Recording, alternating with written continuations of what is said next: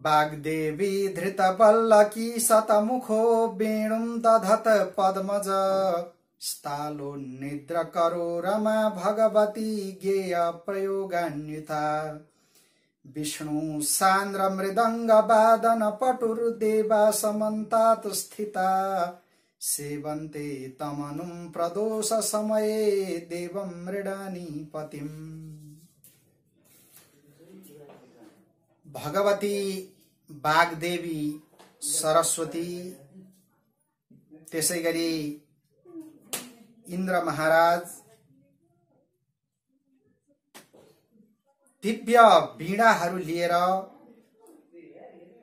भगवान ब्रह्माजी तालहरू प्रकट गरेर भगवती महालक्ष्मी दिव्य गानहरूको माध्यमद्वारा र त्यसैगरी भगवान नारायण हुनुभयो, इन्द्र इत्यादि देवताहरू हुनुभयो। उहाँहरू मादलको वाद्य वादन प्रकट गरेर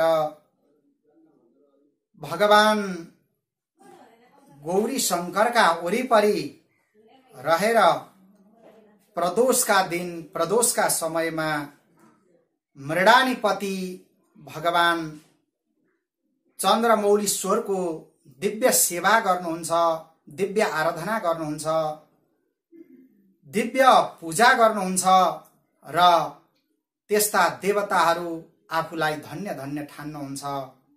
भगवान चन्द्रमौलीश्वर पशुपतिनाथका चरणार बिन्दमा हार्दिक नमन प्रकट गर्दछु।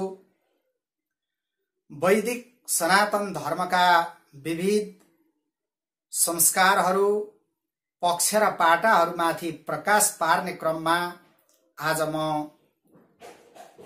प्रदोष व्रतका विषयमा केही चर्चा गरौं भनेर उपस्थित भएको छु। सनातन संस्कार जागरण हेरेर बसिरहनु भएका सम्पूर्ण दर्शक श्रोता जनहरूमा म हार्दिक नमन गर्दछु। आउनुहोस् प्रदोष व्रतका विषयमा केही चर्चा गरौं। प्रदोषका विषयमा स्कन्द पुराणमा बताइएको छ, दरिद्र प्रार्थय देवम प्रदोषे गिरिजापतिम अर्थाढ्यो बाथ राजा वा प्रार्थय देवमीश्वरम। प्रदोषका दिन प्रदोषका समयमा अथवा अरू समयमा पनि चाहे निर्धन व्यक्तिहरू हुन्, दरिद्रहरू हुन्, त्यस्ता व्यक्तिहरूले भगवान चन्द्रमौलीश्वरको उपासना गर्नुपर्दछ। जसले गिरिजापति भगवान चन्द्रमौलीश्वरको आराधना गर्दछन् प्रदोषका दिन प्रदोषका समयमा भने उनीहरू धन्य धन्य हुन्छन्, भगवान पशुपतिनाथको कृपाका भाजन बन्न सक्दछन् भनेर शास्त्रमा बताइएको छ। चाहे धन सम्पत्तिले परिपूर्ण व्यक्तिहरू हुन्, चाहे राजाहरू हुन्, शासकहरू हुन्, सबैले देवादिदेव महादेवको प्रार्थना गर्नुपर्दछ, देवादिदेव महादेवको पूजा गर्नुपर्दछ, चन्द्रमौलीश्वर भगवानको आराधना गर्नुपर्दछ प्रदोषका समयमा प्रदोषका बेलामा भनेर जुन स्कन्द पुराणमा संकेत गरिएको छ। अब हामी यहाँ चर्चा गर्नेछौं प्रदोष कसरी हुन्छ त। महिनामा दुईवटा पक्षहरू हुन्छन्, शुक्ल पक्ष र कृष्ण पक्ष भनेर भनिन्छ, जसलाई चन्द्र महिना भनेर भनिन्छ। शुक्ल पक्ष अथवा कृष्ण पक्ष जे भए पनि दुवै पक्षका त्रयोदशी तिथिलाई प्रदोष व्रत भनेर भनिन्छ।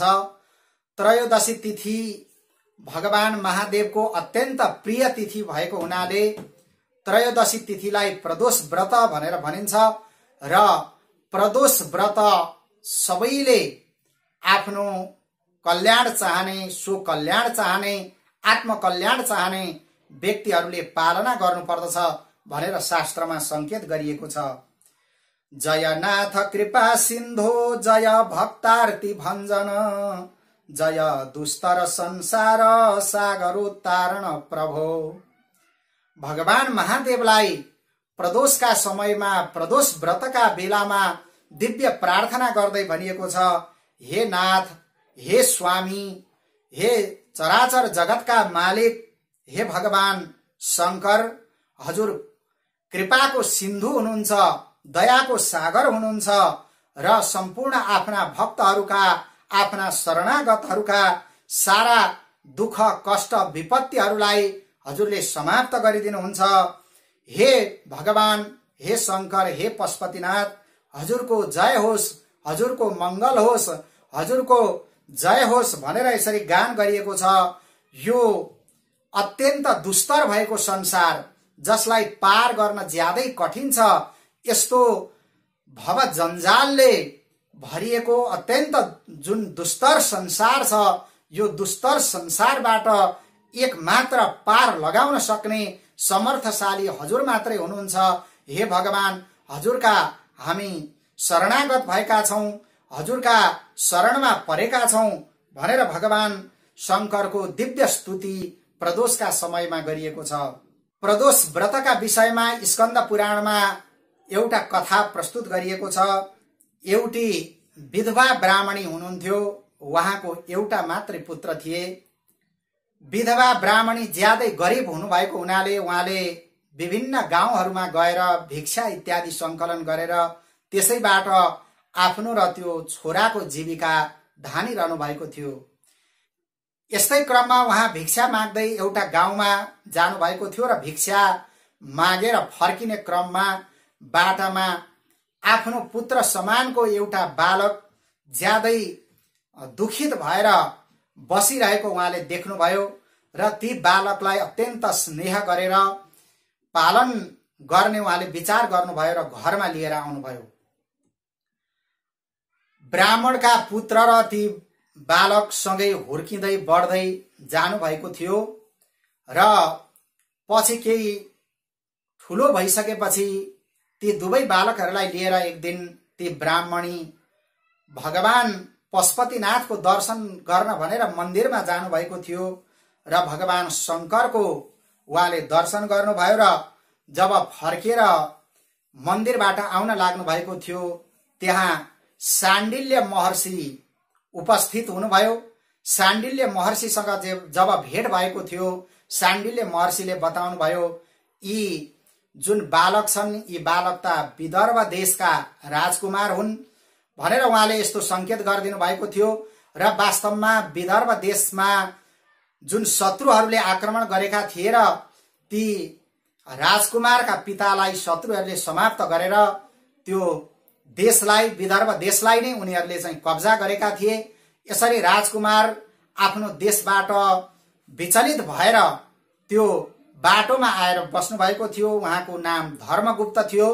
यो कुरा शाण्डिल्य महर्षिबाट जब ब्राह्मणीले थाहा पाउनु भयो, सारा दुःख कष्टहरू कसरी समाप्त होलान् भनेर शाण्डिल्य महर्षिसँग ती ब्राह्मणीले जब यस्तो प्रार्थना गर्नुभएको थियो, त्यस पछाडि शाण्डिल्य महर्षिले उपदेश गर्दै भन्नुभयो, हे ब्राह्मणी, यी बालकहरूलाई साथमा लिएर यहाँले भगवान चन्द्रमौलीश्वरको, भगवान पशुपतिनाथको कृपा हुने दिव्य प्रदोष व्रतको पालना गर्नुभयो भने अवश्य पनि यहाँहरूमाथि भगवान पशुपतिनाथको कृपा हुनेछ भनेर यस्तो उपदेश गर्नुभएको थियो र शाण्डिल्य महर्षिलाई प्रणाम गरेर उहाँहरू आफ्नो घरमा आउनुभयो र अब त्यहाँदेखि उहाँहरूले निरन्तर भगवान पशुपतिनाथलाई उद्देश्य गरेर भगवान पशुपतिनाथको प्रसन्नताका लागि प्रदोष व्रत गरिरहनु भयो र यस्तै क्रममा ती दुवै बालकहरू युवा अवस्थामा प्राप्त हुनुभएको थियो। एक दिन जंगलमा विभिन्न किसिमको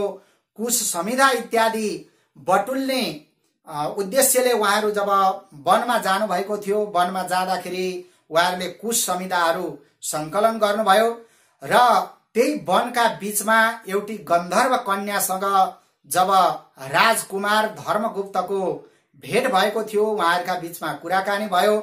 पछि अत्यन्त स्नेहले गर्दाखेरि उहाँहरूका बीचमा प्रेम भयो र प्रेमालाप जब उहाँहरू गर्न लाग्नु भएको थियो, ब्राह्मण कुमार ती समिधा कुशहरू लिएर आफ्नो घरतिर फर्केर आउनुभयो र ती गन्धर्व कन्याले राजकुमारलाई आफ्नो दरबारमा लिएर जानुभयो र आफ्नो पिता गन्धर्व राजसँग सम्पूर्ण कुराहरू जब बताउनु भएको थियो, गन्धर्व राजले यसरी विदर्भ राजकुमार धर्मगुप्त हुनुहुन्छ भन्ने कुरा थाहा पाएपछि ती गन्धर्व कन्यालाई विवाह गरेर राजकुमारका साथमा उहाँले दिनुभएको थियो र यसरी राजकुमारले गन्धर्व कन्याका साथमा विवाह गर्नुभयो र त्यस पछाडि उहाँले सारा गन्धर्व सेनाहरूलाई साथमा लिएर फेरि आफ्नो पहिलेको जुन राज्य थियो विदर्भ देशमा जब आक्रमण गर्नुभएको थियो र सम्पूर्ण शत्रुहरूलाई उहाँले परास्त गर्नुभयो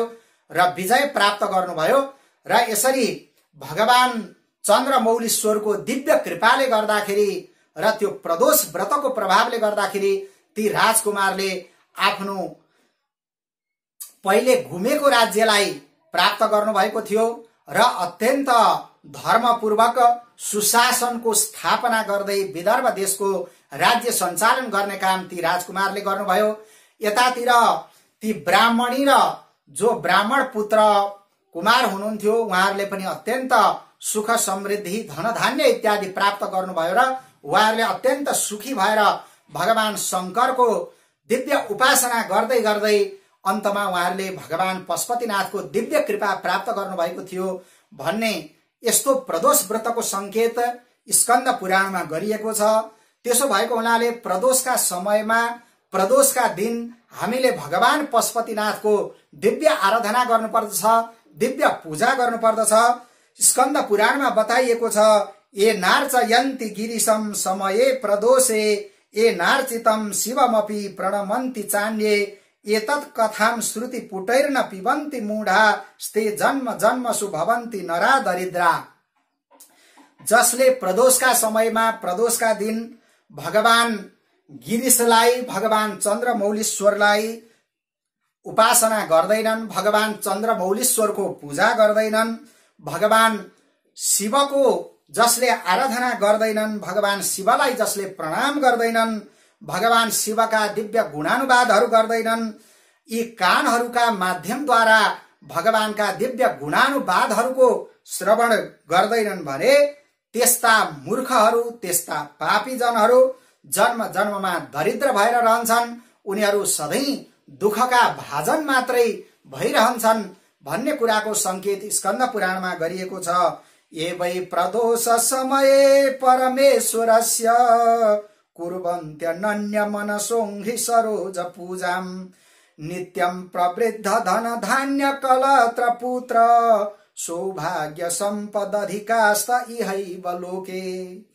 जसले प्रदोषका दिन प्रदोषका समयमा भगवान परमेश्वर चन्द्रमौलीश्वरको पूजा गर्दछन्, मनद्वारा भगवान चन्द्रमौलीश्वरका दिव्य चरणारविन्दको जसले चिन्तना गर्दछन्, त्यसै गरी भगवान पशुपतिनाथको जसले आराधना गर्दछन् भने उनीहरूले धेरै धेरै धन सम्पत्ति प्राप्त गर्न सक्दछन्, उनीहरूको वंश परम्परा पनि अविच्छिन्न रूपमा अगाडि बढ्दछ, सुख सौभाग्य सन्तानले परिपूर्ण भएर इहलोकमा उनीहरू अत्यन्त सुखी हुन्छन् र भगवान पशुपतिनाथको दिव्य कृपाद्वारा परलोक पनि उनीहरूको अत्यन्त दिव्य बन्दछ भन्ने कुराको संकेत गरिएको छ। कैलाश शैल भुवनेत्री जगत जनित्रीम गौरीम निवेश्य कनकार्चित रत्न पीठे नृत्यं विधातुमभिपाञ्छति शूलपाणौ देवा प्रदोष समयेनु भजन्ति सर्वे। जुन कैलाश पर्वतमा भगवती पार्वती निवास गर्नु भएको छ, भगवान चन्द्रमौलीश्वरकी अर्धाङ्गिनी बनेर त्यस्तो अत्यन्त परम पावन क्षेत्र कैलाशमा सुनको सिंहासनमा जुन भगवान चन्द्रमौलीश्वर राज गर्नु भएको छ, प्रदोषका दिन प्रदोषका समयमा भगवान पशुपतिनाथ मृडानीपति भगवान नृत्य गर्न चाहनुहुन्छ, दिव्य नृत्यद्वारा चराचर जगतलाई सुख प्रदान गर्न चाहनुहुन्छ, सन्तोष प्रदान गर्न चाहनुहुन्छ। त्यस्तो समयमा सम्पूर्ण देवताहरू आएर भगवानको सेवा गर्न खोज्नुहुन्छ, भगवानको आराधना गर्न खोज्नुहुन्छ भने भगवान पशुपतिनाथको यसरी प्रदोषका दिन प्रदोषका समयमा कसले पूजा गर्दैन, कसले आराधना गर्दैन र भनेर यसरी स्कन्द पुराणमा बताइएको छ। धेरै धेरै गन्धर्वहरू, यक्षहरू, त्यसैगरी पन्नगहरू, सिद्ध, चारण, विद्याधरहरू, सारा देवताहरू, अप्सराका गणहरू सबै आएर भगवान पशुपतिनाथको उपासना गर्नुहुन्छ। तिनै लोकका सम्पूर्ण भूतवर्गहरू आएर भगवान पशुपतिनाथको वरिपरि बसेर उहाँहरू भगवान पशुपतिनाथको सेवा गर्नुहुन्छ। यो प्रदोषका समयमा भने हामी मनुष्यले पनि प्रदोषका दिन प्रदोष व्रत लिएर भगवान चन्द्रमौलीश्वरको उपासना गर्नुपर्दछ।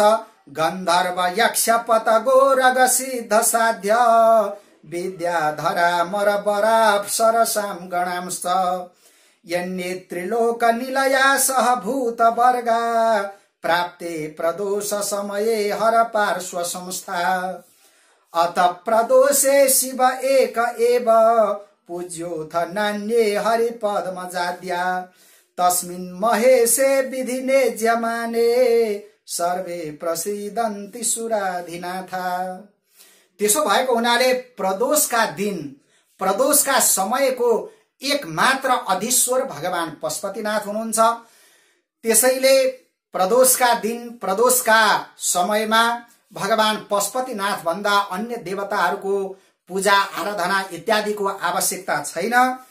एक मात्र भगवान पशुपतिनाथ अत्यन्त पूजनीय हुनुहुन्छ प्रदोषका दिन र यसरी भगवान पशुपतिनाथको आराधना हामीले गर्नुपर्दछ विधिपूर्वक।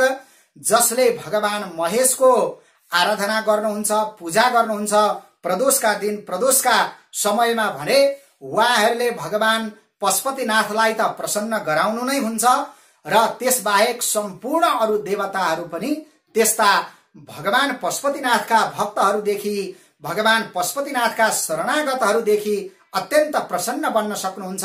त्यसो भएको हुनाले आज प्रदोष व्रतका दिन हामी पनि भगवान पशुपतिनाथको दिव्य गुणानुवाद गरौं, भगवान पशुपतिनाथको आराधना गरौं, चन्द्रमौलीश्वरको उपासना गरौं भन्ने म यही कामना, यही आग्रह सम्पूर्ण दर्शक वृन्दमा गर्दै मेरा यी वाणीहरूलाई भगवान पशुपतिनाथका चरणार बिन्दमा समर्पण गर्दछु।